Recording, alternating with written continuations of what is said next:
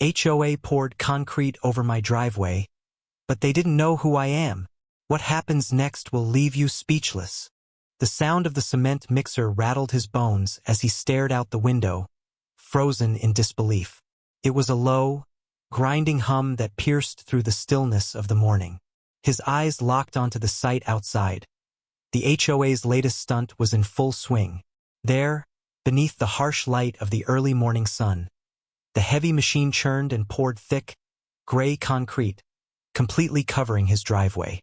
His driveway, the one he had meticulously maintained for years, swept, sealed, and cared for as though it were a cherished possession. But now, it was nothing more than a jagged mess of hardened stone. The smooth surface he had worked so hard to preserve had been ruthlessly destroyed in an instant, replaced by an uneven, coarse layer that seemed to mock him. He could see her, the woman at the center of all this chaos, standing off to the side with an air of smug satisfaction. Karen, the HOA president, was basking in her little victory, watching with the kind of smug grin that only someone with too much power could wear. She had orchestrated this. This was her doing, another petty attack on his life, another one of her ridiculous, nonsensical rules enforced at the expense of his peace. She had expected this move to break him, to force him to give up and back down. But what she didn't know, what she couldn't possibly comprehend, was the storm she had just unleashed. He clenched his fists, pressing his nails into his palms until the sharp sting of pressure grounded him in the moment. His heart pounded in his chest, not out of fear or rage, but out of something deeper, more dangerous. This wasn't just a driveway. This wasn't even about the concrete or the damage. This was the final straw, the tipping point after years of relentless, petty harassment. And now the game had changed. She had no idea who she was messing with. The arrogance in her smile was a foolish mistake. It would be her undoing. She's going to regret this, he muttered to himself, his voice a low growl that reverberated in the stillness of the room. His mind raced. The HOA had never liked him. From the moment he moved into the neighborhood, it had been clear that Karen had set her sights on him as an easy target. He had never been the kind to bow to unreasonable demands, and that had made him a problem in her eyes. He could still remember the first time she knocked on his door. That fake smile, the false charm, as she told him that his lawn was a few inches too high. Then there was the time she told him that his mailbox needed to be repainted because the color wasn't exactly right. The absurdity of it all had only escalated. He had heard stories of other neighbors who had fallen victim to her reign, forced into compliance under threat of hefty fines and legal action. And yet, through it all, he had remained calm. He hadn't fought back. Not yet. But this was different.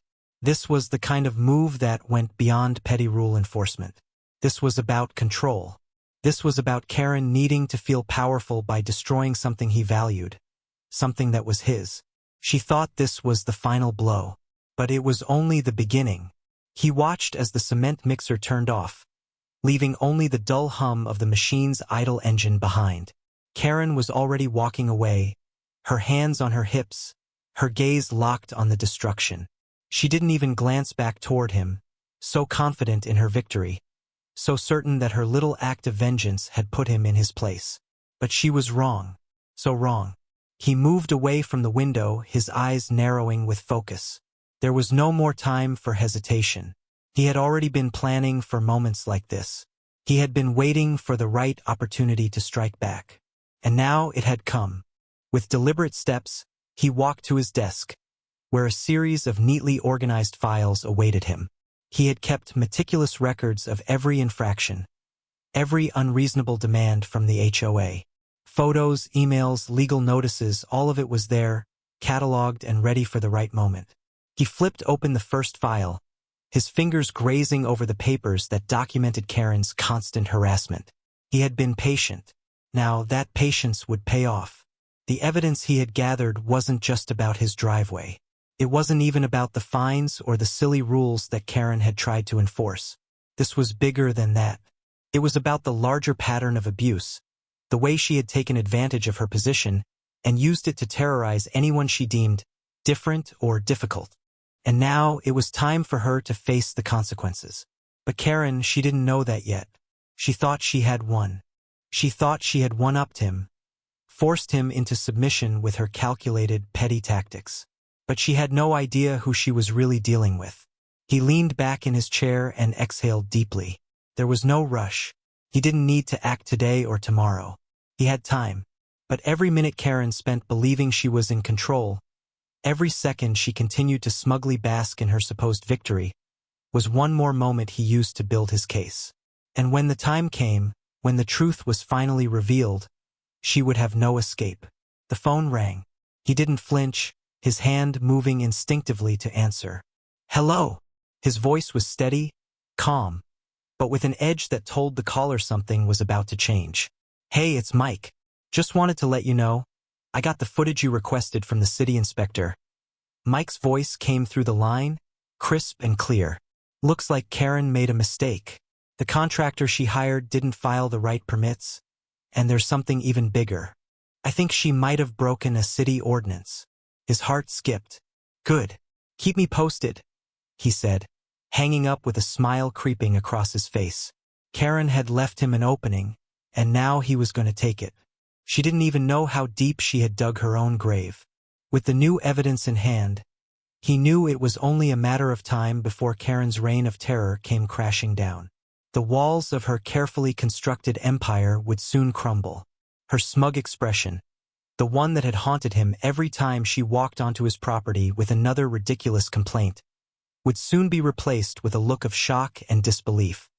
He looked out the window again, his gaze falling on Karen as she walked back to her car, no doubt pleased with herself. He knew that she would never see it coming. She was too blinded by her own sense of power, too sure that she could control everyone around her. But she couldn't control him.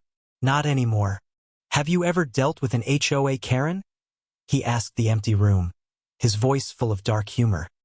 He let out a soft laugh, his fingers tapping against the desk. "I'll be sure to let you know how it all turns out. This was only the beginning, and when it was over, the neighborhood would never be the same again." Karen was a force of nature, or at least that's how she liked to see herself. The unofficial ruler of their small suburban neighborhood. She wielded her self-appointed power like a weapon, and everyone knew it. When Ryan first moved into the neighborhood, he hadn't realized just how much influence one person could hold, especially someone like Karen, with her tendency to micromanage every aspect of the lives of those who dared to live within her sight. At first, her passive-aggressive demeanor seemed harmless, just an annoying quirk that could be dealt with.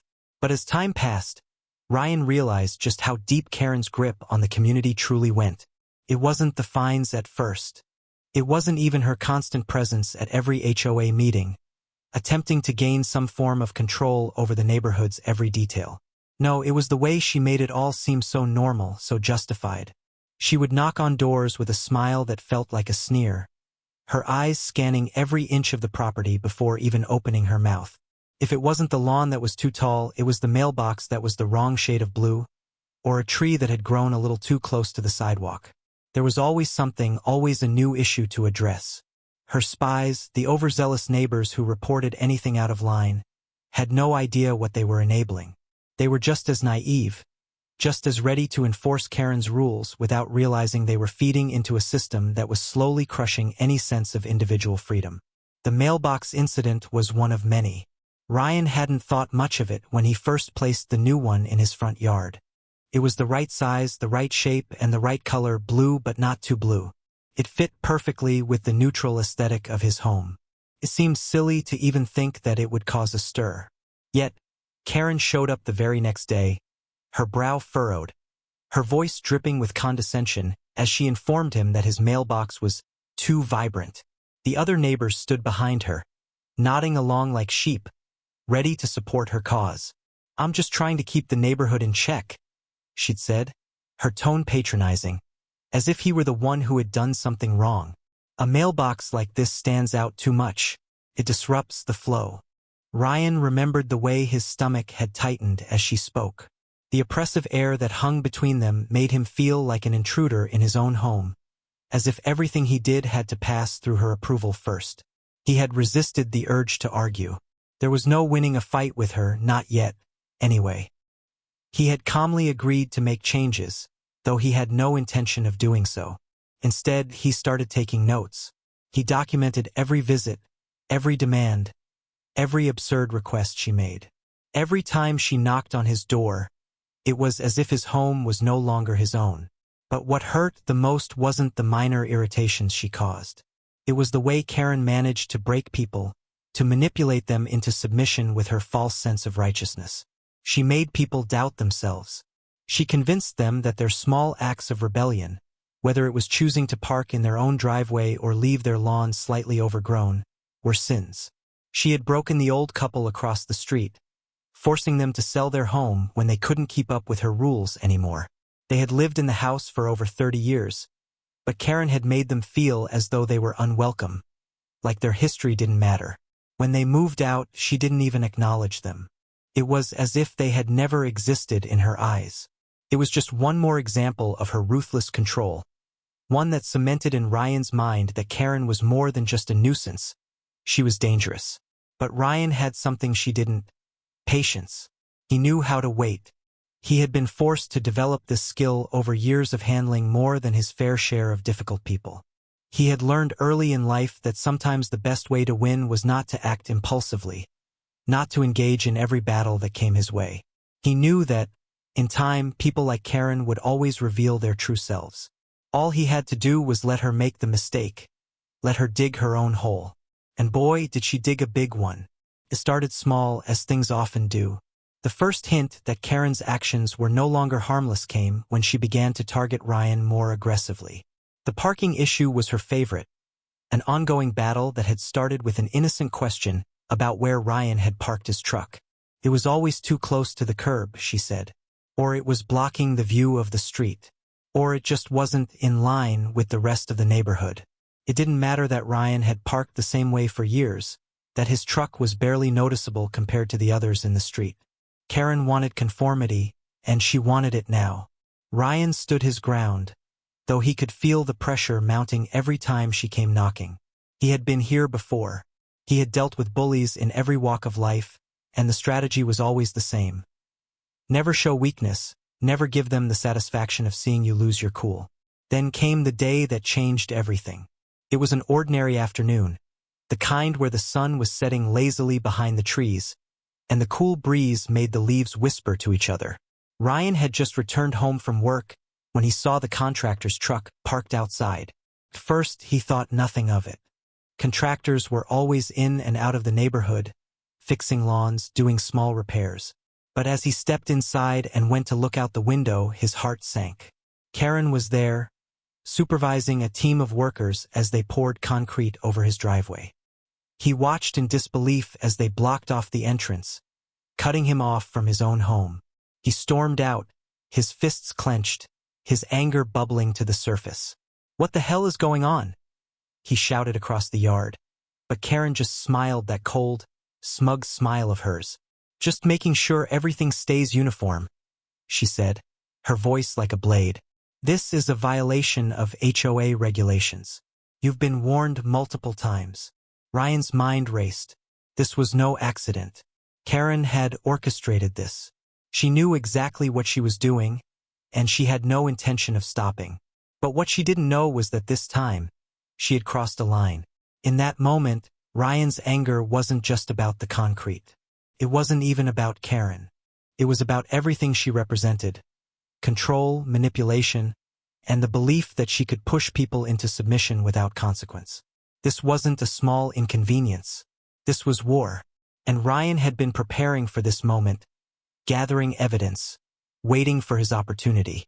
Now he had everything he needed, and Karen had no idea what was coming for her. But Ryan wasn't going to make his move just yet. He had to be smart. He had to be strategic. She had underestimated him, and it would be her biggest mistake. As he turned back toward his house, he took a deep breath. The game had changed, and he was ready. The afternoon sunlight bathed the neighborhood in a warm, golden glow, but the tranquility of the moment was shattered by the unmistakable sound of a cement mixer. The low, grinding noise reverberated through the quiet street, making the hairs on the back of the protagonist's neck stand up. He walked briskly to the front window, heart racing as his gaze landed on the cause of the disturbance. Karen, standing triumphantly with a clipboard in hand, watching as men in orange vests and hard hats poured thick, wet concrete over his driveway. The same driveway he had worked tirelessly to maintain, smooth, well-kept, a testament to his pride in his home. His fists clenched at his sides, but he took a deep breath, steadying himself. Karen was clearly under the delusion that she could control everything in the neighborhood. Her smug expression was enough to make his blood boil. She thought she was invincible. The thought of her malicious grin made the situation all the more frustrating.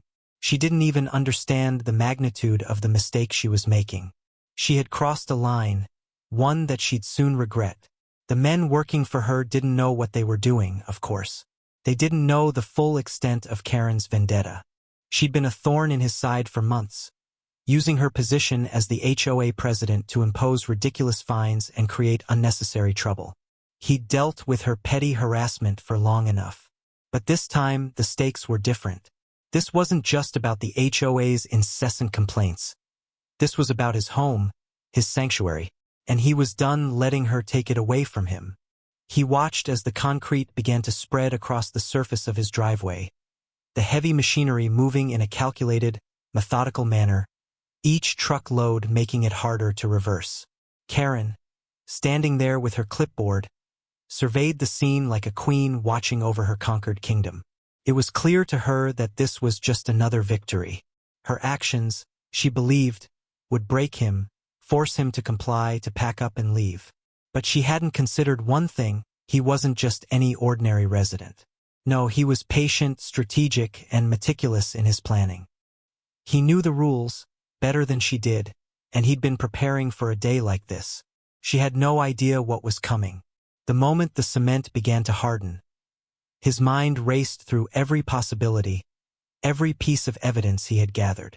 He had already contacted the city inspector, a man who owed him a favor from a previous case. The inspector had been less than pleased when he heard about the unlawful concrete job. As Karen celebrated, she had unwittingly opened the door for a full investigation. The protagonist stood there, a quiet satisfaction creeping up his spine. He could already see the future unfolding. The illegal actions of the HOA president were about to come to light, and Karen would be exposed for the tyrant she was. The evidence he had collected was irrefutable, and he was certain that once it came to the surface, the neighborhood would never look at her the same way again. The quiet, growing tension inside him was a far cry from the outward calm he projected. But he knew deep down this was just the beginning. Still, he kept his composure. He was not a man of rash decisions. He knew better than to jump in headfirst. So he remained still, watching the situation unfold, while inside he was preparing. Every illegal move Karen made was another piece of ammunition for his case. As the concrete poured, he turned and walked toward his office, his mind already working. He had the footage, the inspector's statements, and the eyewitnesses who had been too scared to speak up. Karen had underestimated him, just as she had with so many others. And as he prepared to dig deeper, to strike when the time was right, he couldn't help but smile. Karen was getting too comfortable in her own power. He was about to show her what happened when someone finally stood up to her. He sat at his desk, looking over the documents he'd gathered, making sure everything was in order. He needed a clear strategy, a plan that would take down the queen of the HOA with precision. The phone on his desk buzzed, jolting him from his thoughts. He picked it up, recognizing the number immediately. It was the inspector. "Hello?" he answered. "I've got the footage you requested."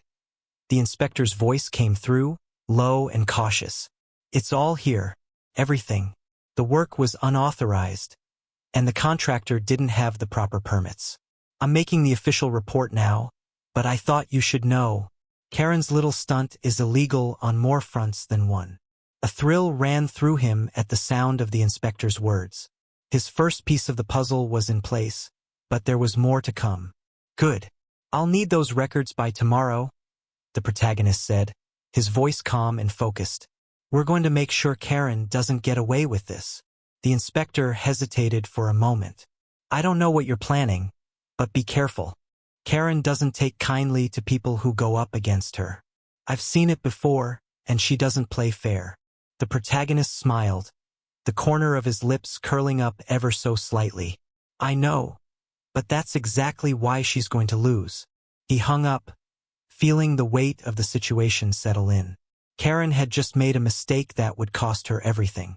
Her arrogance, her overconfidence, had clouded her judgment. And now it was time for him to make his move. But he also knew that in this game, nothing was ever as simple as it seemed. There would be obstacles, unexpected twists, and dangers lurking just out of sight. But he had prepared for this.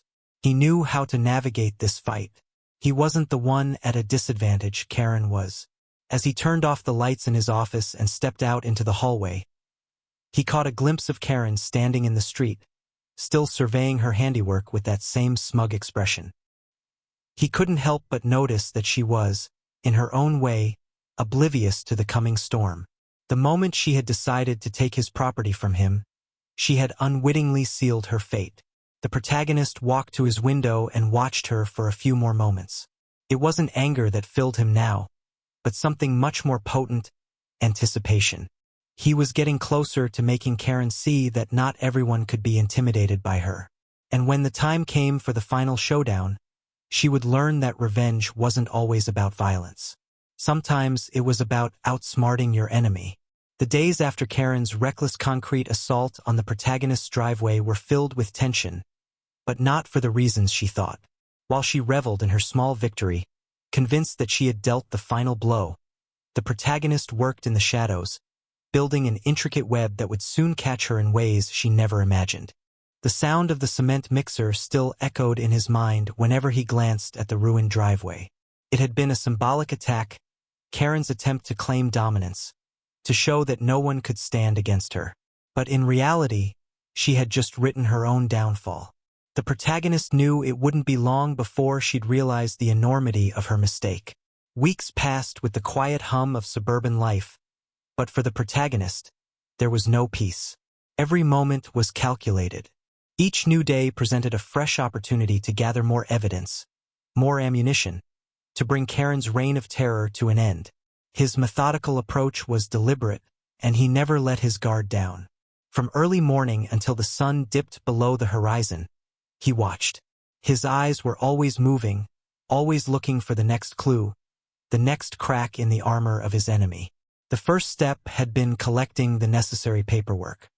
The contractors responsible for the concrete job had been underpaid and promised quick work. There were whispers that they had done this job for cash, bypassing permits and city inspections. The protagonist had visited the construction site, posing as an interested homeowner looking to remodel his driveway. The contractor, without hesitation, spilled everything. The project had been done on the sly, bypassing all the necessary channels to avoid taxes and official scrutiny. He even handed over a folder with incomplete contracts and ignored paperwork, assuming it would never come to light. The protagonist smiled to himself as he flipped through the papers. These were the pieces that would finally nail Karen. She had pushed too far, and now the consequences would be irreversible. But even more crucial was the city inspector. He was a middle-aged man with a thick accent, whose tired eyes always seemed to be searching for a way out of a bad situation. The protagonist had known him for years, but it wasn't until he found out about the illegal concrete job that the inspector became a valuable ally. The protagonist approached him with caution, aware of the man's reluctance to get involved in anything too dangerous. But when the inspector heard the details, the unreported violation, the forged signatures, and the backroom deal with Karen, his resolve began to crack. "I can't let her get away with this," the inspector admitted in a low voice as they met in a dimly lit cafe one rainy afternoon. "She's been doing this for years, getting away with it because everyone's afraid of her. But this time it's too big." Together, they crafted a plan to collect enough evidence that could lead to a full investigation. The inspector would serve as a witness, ready to testify to the numerous violations Karen had hidden behind her facade of power. Meanwhile, the protagonist's connections at the legal firm were proving to be the secret weapon he'd always known they would be. It was a quiet strength, a subtle advantage that he wielded with precision. His colleagues in the firm had never seen him act so ruthlessly, but they also knew better than to ask too many questions. He had access to resources that Karen never dreamed of, and each document, each phone call he made, added another layer to the case he was building. He wasn't just gathering evidence. He was crafting a legal strategy so tight, so well documented, that Karen wouldn't stand a chance. Every time Karen made another move to tighten her grip on the neighborhood, the protagonist was there, working in the background, pulling strings and tightening the noose around her. Her arrogance blinded her to the fact that every illegal move she made was just another nail in her coffin. She thought she was invincible, but all it took was one slip-up, one careless mistake, and he was ready to capitalize on it. It came one evening as the sun began to set, painting the sky with streaks of orange and purple. Karen, no doubt confident in her ability to intimidate and control, made a critical error. She had arranged for the city's landscaping crew to clear a strip of land behind several properties, hoping to make room for more parking spaces. But this time, she'd neglected to get the necessary permits. And when the work crew began their job, they didn't realize they were trespassing on protected land, a historic site that had been grandfathered into the neighborhood's zoning laws. The strip of land in question was an area that couldn't be developed under any circumstances. The protagonist's mind clicked into overdrive. He had noticed Karen's plans the day before, and he knew immediately that this would be the breakthrough he needed. He called his colleague at the firm, who pulled the right strings to get the zoning laws on record. He'd only needed one phone call. The rest of the puzzle fell into place.